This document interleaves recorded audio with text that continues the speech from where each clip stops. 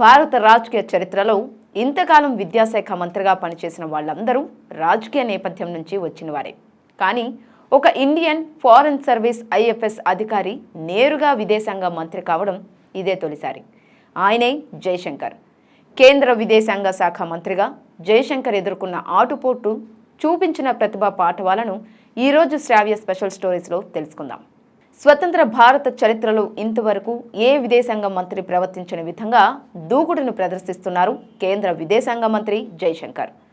సాధారణంగా యూరోప్ విదేశీ జర్నలిస్టులు భారతదేశాన్ని ఆత్మరక్షణలో పడేసే విధంగా వింత ప్రశ్నలు సంధిస్తూ ఉంటారు.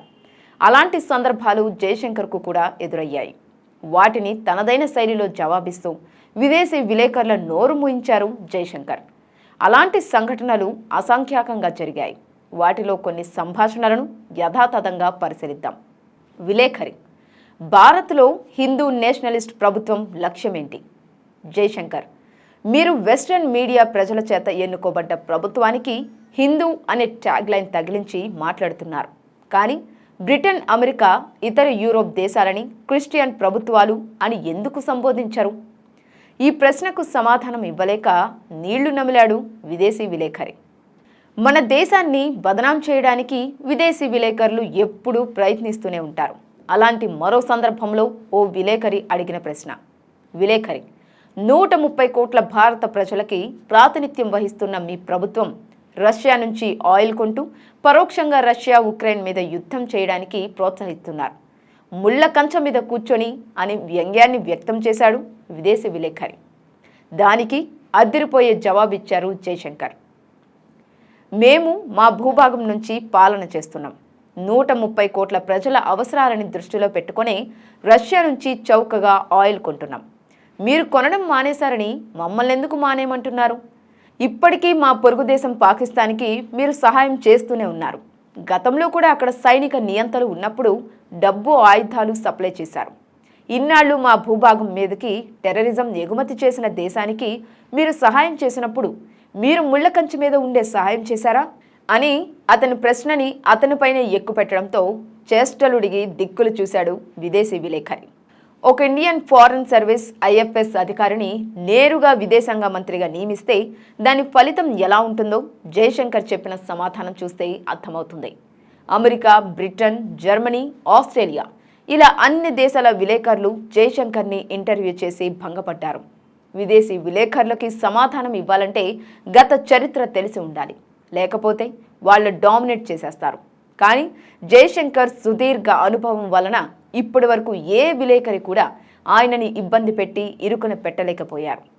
ఎంత అనుభవం మరియు నాలెడ్జ్ ఉన్నప్పటికీ ఏ విలేకరి అయినా సరే జయశంకర్తో ముఖాముఖి తలపడి ప్రశ్నలు వేసి భంగపడ్డారు తప్పితే ఆయనని ఇబ్బంది పెట్టలేకపోయారు. సాధారణంగా విలేకరులు అడిగిన ప్రశ్నలకి ఇబ్బంది పడి సమాధానం ఇవ్వకుండా టాపిక్ని డైవర్ట్ చేసే రాజకీయ నాయకులని మనం చూసాం. కానీ విలేకరులే తమ టాపిక్ని డైవర్ట్ చేసుకొని వేరే విషయంలోకి వెళ్ళిపోయి ప్రశ్నలు వేయడం కేవలం జయశంకర్ ఇంటర్వ్యూల్లోనే చూస్తూ ఉంటాం.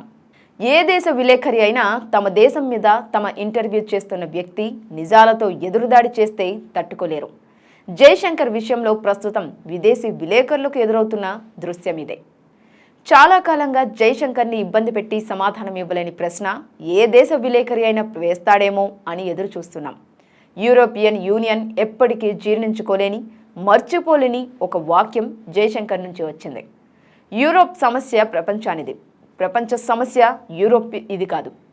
ఈ మైండ్ సెట్ నుంచి బయటపడాలని ఆశిస్తున్నాను అంటూ జయశంకర్ చేసిన వ్యాఖ్య తర్వాత యూరోప్ విలేకరులు జయశంకర్ని ప్రశ్నలు వేయాలనే ఆశని అణిచివేసుకున్నారు. ఏదో ఒక రోజున జర్మనీ విలేకరులని జయశంకర్ ఒక ఎదురు ప్రశ్న వేస్తారని ఆశగా ఎదురు చూడాల్సిన అవసరం ఎంతైనా ఉంది. కాశ్మీర్లో మానవ హక్కుల ఉల్లంఘన గురించి తెగ ఆందోళన పడే జర్మనీ దేశం హిట్లర్ చేసిన ఆకృత్యాల గురించి ప్రశ్నలు వేయాలి. హిట్లర్ పెట్టే హింస నుంచి తప్పించుకోవడానికి పోలాండ్ ప్రజలు భారతదేశానికి వచ్చి ఆశ్రయం తీసుకున్నారు. హిట్లర్ మరణం అనంతరం తిరిగి పోలాండ్ దేశం వెళ్లిన ప్రజలు భారత్ పట్ల ఇప్పటికీ కృతజ్ఞతలు చూపిస్తున్నారు. విదేశాలలోని ద్వైపాక్షిక సంబంధాలలో ఇప్పటికీ కొన్ని వింతలు, విచిత్రాలు చోటు చేసుకున్నాయి. కొన్ని ప్రత్యేక పరిస్థితుల్లో అనివార్యమైన బంధాలు కొనసాగుతున్నాయి. జర్మనీ అంటే ఇప్పటికీ పోలాండ్కి పడదు. మరి అలాంటప్పుడు జర్మనీ, పోలాండ్ దేశాలు ఒకే కూటమిలో ఎలా కొనసాగుతున్నాయి? రష్యాతో భారతదేశ సంబంధాలను ప్రశ్నించే వెస్టర్న్ మీడియా జర్మనీ, పోలాండ్ సంబంధాలను ఎందుకు ప్రశ్నించారు? ఇలాంటి ప్రశ్నలను జయశంకర్ అడగాలని భారత ప్రజలు ఎంతగానో ఎదురుచూస్తున్నారు. బహుశా రాబోయే రోజుల్లో ఆ ఆశ తీరుతుందని అందరూ భావిస్తున్నారు. ఇప్పుడు ఇదంతా ఎందుకు చెప్పాల్సి వస్తుందంటే, మన దేశ ప్రతిపక్ష నేత రాహుల్ భారతదేశ విదేశాంగ విధానం ఘోరంగా విఫలమైందంటూ లండన్లో వ్యాఖ్యానం చేయడం వలన. రాహుల్ మాట్లాడిన తీరు గమనిస్తే భారత్ ఎలా ఉండాలో ఆయన ఉద్దేశంలో, ఆయన మనసులో బహుశా ఈ విధంగా ఉండొచ్చు. రాహుల్ దృష్టిలో యూరప్కి బానిసగా భారతదేశం ఉండాలి. బ్రిటన్ అడగకుండానే బ్రిటన్ ఉత్పత్తులని మన దేశంలో పన్ను రాయితీలు ఇచ్చి అమ్ముకోవడానికి అనుమతి ఇవ్వాలి. బ్రిటన్ అడగకుండానే టొమాటోలు, కీరదోసకాయలని పన్నులు లేకుండా ఎగుమతి చేసేయాలి. బ్రిటన్ అడగకుండానే వాళ్లకు కావలసిన అత్యవసరం మందులు ఇవ్వాలి. రాహుల్ తన గురించి మాట్లాడిన తీరుని ప్రజలు గమనిస్తూనే ఉన్నారు. అందుకే ఈశాన్య రాష్ట్రాల్లో కాంగ్రెస్ పార్టీకి ఘోర పరాజయాన్ని అందించారు ప్రజలు. ఈ పరాజయాన్ని నుంచి సరైన పాఠాలు నేర్చుకోవడం లేదు కాంగ్రెస్. దేశంలోని అంతర్గత పరిస్థితులు, విదేశాలలోని ప్రత్యేక పరిస్థితుల్ని బాగా అర్థం చేసుకున్నారు జయశంకర్. దేశ గౌరవ ప్రతిష్టలకు, సార్వభౌమాధికారానికి ఏ మాత్రం భంగం కలగకుండా హుందాగా వ్యవహరిస్తున్నారు జయశంకర్.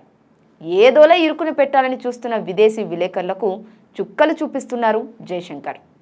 ఇదండి ఈరోజు శ్రావ్య స్పెషల్ స్టోరీ.